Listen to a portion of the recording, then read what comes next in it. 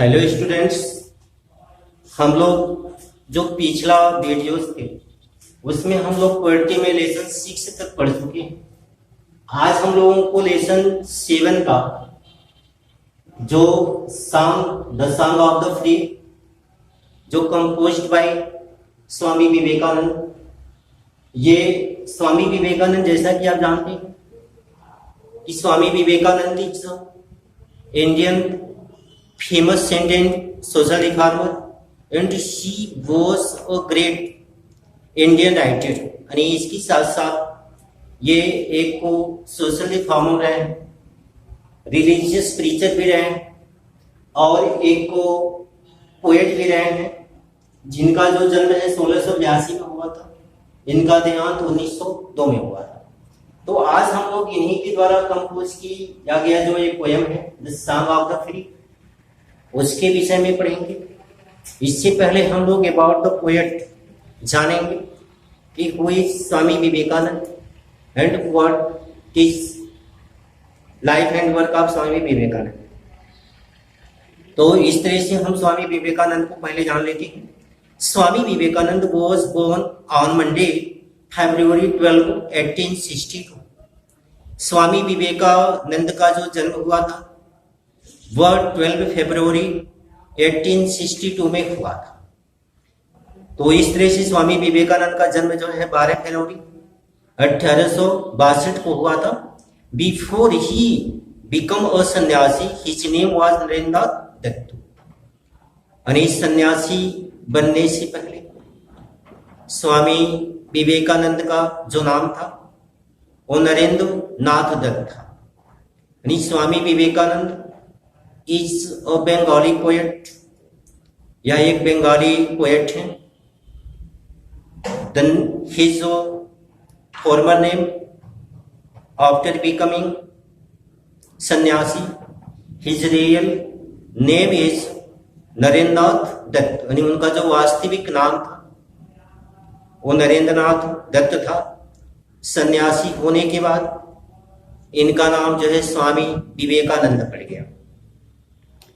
He passed high school from the famous Institute of Calcutta। Swami Vivekananda passed high school examination from a famous Institute of Calcutta। वह अपनी high school की जो परीक्षा है, जो degree है, वह कलकत्ता की एक प्रसिद्ध इंस्टीट्यूट से, यानी एक प्रसिद्ध संस्थान से प्राप्त की थी, अपनी पढ़ाई को किया था। He graduated in the 1884 from a Christian college in Calcutta। जो ग्रेजुएशन की डिग्री है वह 1884 में वह क्राइस्ट कॉलेज यानी कलकत्ता की क्राइस्ट कॉलेज से प्राप्त किए थे। तो इस तरह से हम जान लिए कि Swami Vivekananda pass to high school from a famous institute of Calcutta and he passed his graduation from a Christ College, Calcutta।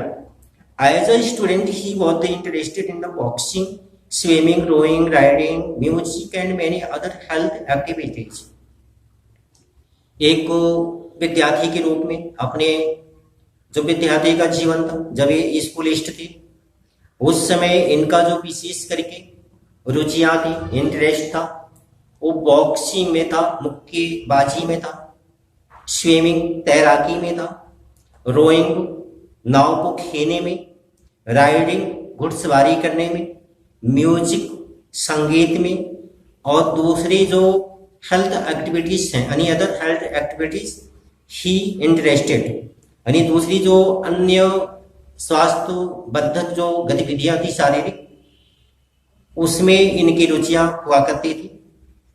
He came under the influence of Ramakrishna Paramhans and become a reformer and religious preacher। Swami Vivekananda came under the influence of Ramakrishna Paramhans and Swami Vivekananda become a reformer and religious preacher। And he was also a social reformer and religious preacher and a great poet। तो इस तरह से ये रामकृष्ण परमहंस के प्रभाव में आ गए और इनके प्रभाव में आने के बाद ये यह समाज सुधारक, एक धर्म उपदेशक और एक पोएट भी बन गए। रामकृष्ण परमहंस इज प्रीसेप्टर ऑफ स्वामी विवेकानंद, यानी स्वामी विवेकानंद के जो गुरु हैं वो रामकृष्ण परमहंस हुए। He went to United States of America in 1893, participated there in the Parliament of the Religious at Chicago, जो धर्म सम्मेलन यानी विश्व धर्म सम्मेलन था जो अमेरिका के शिकागो शहर में होना था, वहां पे 1893 में पार्टिसिपेट किए, यानी भारत की तरफ से ये प्रतिनिधित्व किया इन्होंने। जो विश्व धर्म सम्मेलन था जो अमेरिका की शिकागो में हो रहा था, उसका नेतृत्व इसने किया।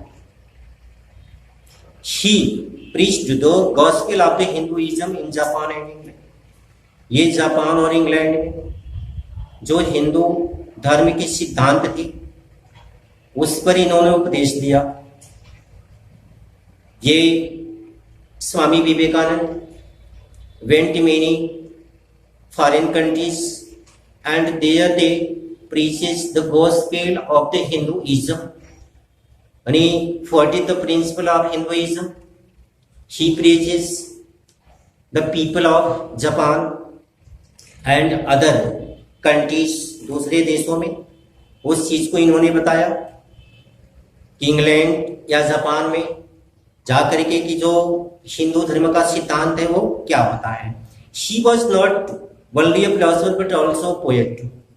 Swami Vivekananda was not only a philosopher, he was not only a reformer, and he was not only a religious preacher, but he was also a poet. यानी he has many qualities, बहुत सारे गुण थे उनमें। एक को समाज सुधारक थे, एक धर्म उपदेशक भी थे, एक कवि भी थे और एक दार्शनिक भी थे। He belongs to the category of the saint like Kabir, Chaitanya, Tukaram and Nanak.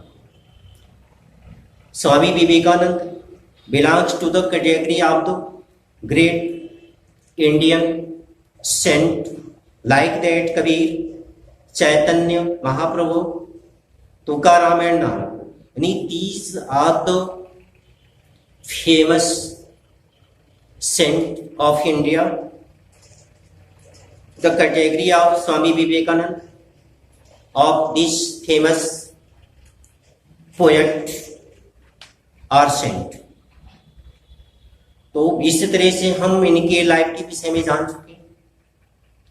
यह जो कविता है उसमें स्वामी विवेकानंद हमको इस बात के लिए प्रेरित कर रहे हैं, बता रहे हैं कि हमारे जीवन में अनेक कठिनाइयां आती हैं, जो भाग्य है बहुत सारी परेशानियां भेजता है।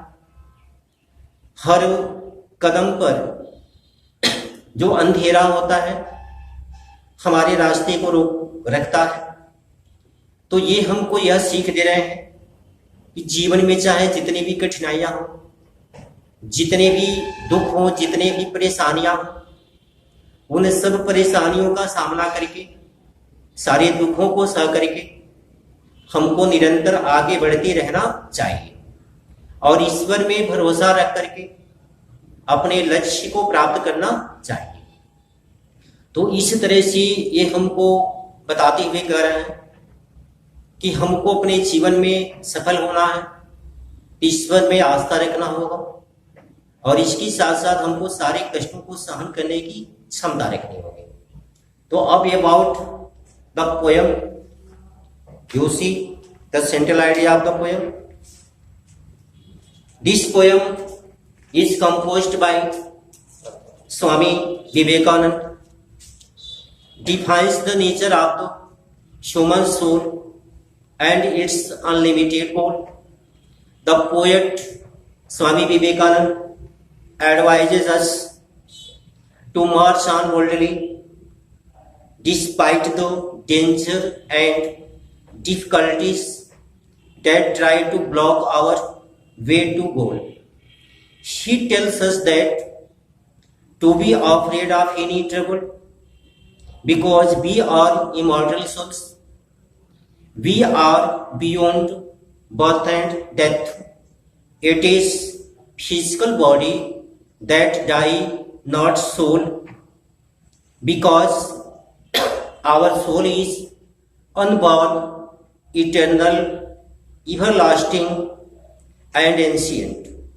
Even though the body is slain, but not the soul is slain, because our body is mortal, but our soul is immortal. In this poem, the poet advises us this: so the life of the human is full of the suffering, yet we should not be discouraged and disheartened. Those who believe in God are not afraid of all these trouble. They know that God is the goal of human life and march boldly toward the goal. As a matter of fact, the ups and downs of life give them an opportunity to show their best powers. Therefore, it is our duty to have faith in our divine soul in all circumstances. And our soul is part of divine. We always faith in God because our soul is immortal. It does not die. Only dies our body, but our soul is not dying. तो इस तरह से हम जान लिए कि हमारी जो आत्मा होती है अजर अमर होती है। ये कभी न तो जन्म लेती है न तो मरती है। यह सदैव जीवित रहती है। केवल मरती हमारी शरीर है। जैसे पुराने कपड़े को हम छोड़ जाते हैं, नए कपड़े पहन लेते हैं पलटने के बाद, तो इस तरह से ये बात हमको बताती है कि हमारी आत्मा जो है अजर अमर है। और इसलिए हमको कभी डरना नहीं चाहिए। अपने कर्तव्य मार्ग पर निरंतर आगे बढ़ते रहना चाहिए। चाहे कोई भी समस्या हो, कोई भी मिजरीज हो, कोई भी सर्कमस्टांसेस हो, हमको हर परिस्थितियों में एवरी अप्स एंड डाउन्स, जो भी उतार और चढ़ाव होते हैं, सब में हमको एक समान होकर के निरंतर आगे बढ़ते रहना चाहिए। तो कवि जो है इस पोयम के माध्यम से हमको बताना चाह रहा है, कविता के विषय में कह रहा है कि घायल कर दिया गया सांप अपने फन को फैला लेता है। यदि आग को कुरेद दी जाती है तो उसमें लपट भड़क उठती है। जब घायल शेर क्रोध से दहाड़ता है तो रेगिस्तान की हवा उससे गूंज उठती है। जब आकाशीय बिजली बादल का सीना चीर देती है तो बादल अपने बाढ़ लाने वाले शक्ति का प्रदर्शन करते हैं। क्रय की जब आत्मा को उसकी सबसे अधिक गहराई तक छेड़ दिया जाता है तो जो महान जन होते हैं, जो सेंट होते हैं, वो अपनी सर्वश्रेष्ठ योग्यता का उद्घाटन करते हैं अर्थात उसको प्रकट करते हैं, यानी अपने श्रेष्ठ कार्य को करते हैं। क्रय की यदि आंखें धुंधली होती है, हो जाने दो। हृदय निर्बल होता है, हो जाने दो। मित्रता विफल होती है, हो जाने दो। प्रेम में धोखा मिलता है, मिल जाने दो। यदि घना अंधेरा तुम्हारा रास्ता रोकता है, रोक लेने दो। यदि भाग्य 100 परेशानियां भेजती है तो भेज लेने दो। यदि प्रकृति तुम्हें नष्ट करने के लिए अपनी प्रयुक्ति चढ़ा लेती है तो चढ़ा लेने दो। मेरी आत्मा जान ले तू दिव्य है, निरंतर आगे बढ़ती चल, ना दाएं मुड़ ना बाएं मुड़, बढ़ती चल सिर्फ लक्ष्य की ओर। तो इस तरह से हमको यह एक प्रीच है, एक उपदेश है कि हमको हर परिस्थितियों में किस तरह से अपनी समस्याओं का सामना करना चाहिए। अब हम इस कविता के माध्यम से जानेंगे। You see about the poem. The wounded snake, its food unfurled, the flame stored up the place, the dissolved air sounding the calls of heart-struck lions red. The cloud puts forth its deluge strength, faint lightning clips its breast, faint the soul is stored its inmost depth, great ones unfold their face. Let eyes grow dim and heart grow faint, and friendship fail and love betray. Let fate its hunted horrors and scent, and clouded darkness block the way. And nature wore an angry frown to crush you out, to steal no my soul. You are divine moors on and on, nor right nor left, but to the core. The wounded snake, its food unfurled. ग्रह की घायल कर दिए गया सांप अपने fun को फैला लेता है। यानी जब हम सांप को घायल करते हैं, जब अपने शत्रु को देखता है तो अपनी सुरक्षा में अपने फन को फैला लेता है। यानी घायल कर दिया गया सांप अपने फन को फैला लेता है। इसका मतलब परिस्थितियां जब विपरीत होती हैं, दुख में होता है, तो अपनी रक्षा के लिए वह अपनी जो भी शक्तियां होती हैं सबको लगा देता है। यानी घायल कर दिया गया सर्प अपने फन को फैला लेता है। The flame stored up the place, कि जब आग को, यानी फैन भी disturb the fire, the fire burst into flame. जब हम आग को छेड़ देते हैं, यानी कह रहा है कि जब हम आग को रोक देते हैं, छेड़ देते हैं, तो उसमें ज्वाला भड़क उठती है। The desert here is sounding the calls of heart stuck in lions face. रहे कि जब घायल कर दिया गया सिर क्रोध से दहाड़ता है, तो रेगिस्तान की हवा गूंज उठती है। तो in this opening stanza the poet Swami Vivekananda tells us the wounded snake unfurl or open his hood for safety when his enemy attack on him. Fan the fire, burst into fire, big fire, fan we disturbed it, and the wounded lion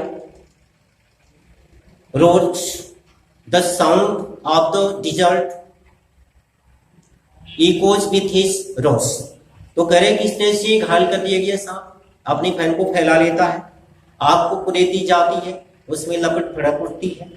घायल कर दिया गया सिर, यानी जब क्रोध घायल किया हुआ सिर जब क्रोध से दहाड़ता है, तो उससे रेगिस्तान की हवा गूंज उठती है। The cloud puts fourth in deluge strength, fan lightning clips it blessed. The clouds means जो बादल होते हैं, डिल्यूज लाइटनिंग, यानी lightning means the thunder and lightning in the clouds, among the clouds।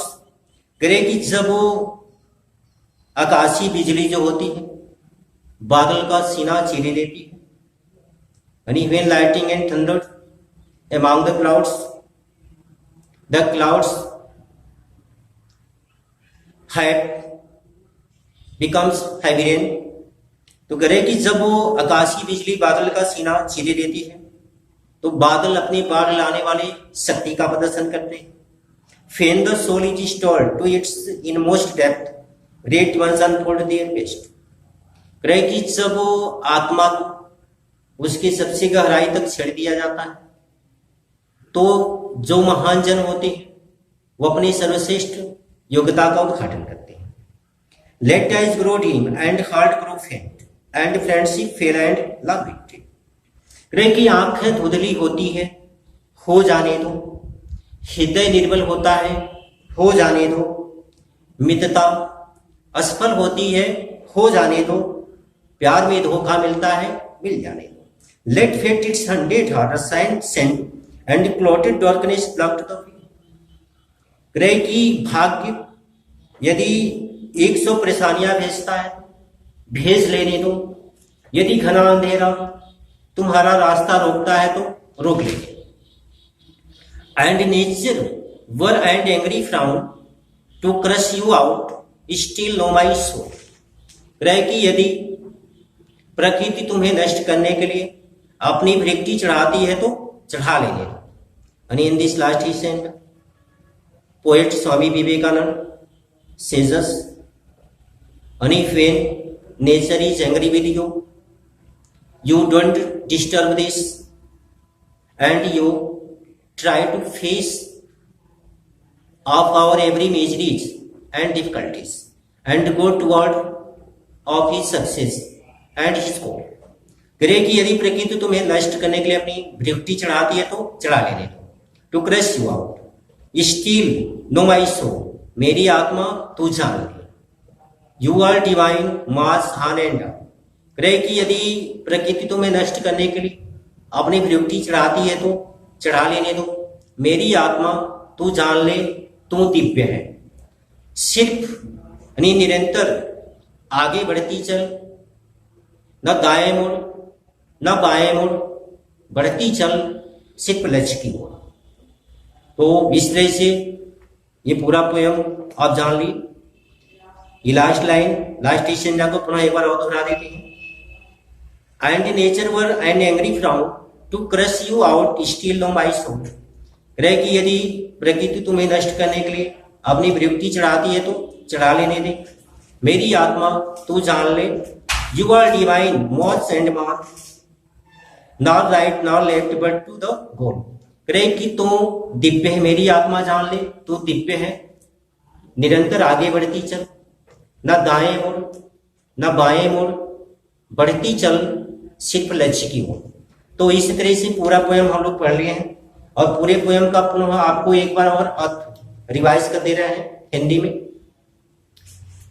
Swami Vivekananda कहते हैं कि यदि घायल कर दिया गया सांप अपने फन को फैला लेता है, यदि आग को कुरेद दी जाती है तो उसमें लपट भड़क उठती है। घायल सिर जब क्रोशी दहाड़ता है तो रेगिस्तान की हवा गूंज उठती है। जब आकाशीय बिजली बादल का सीना चीर देती है तो बादल अपने बाढ़ लाने वाले शक्ति का प्रदर्शन करते हैं। जब महान लोग जब आत्मा को उसकी सबसे अधिक गहराई तक छेड़ दिया जाता है तो महान लोग अपनी सर्वश्रेष्ठ योग्यता का उद्घाटन करते हैं।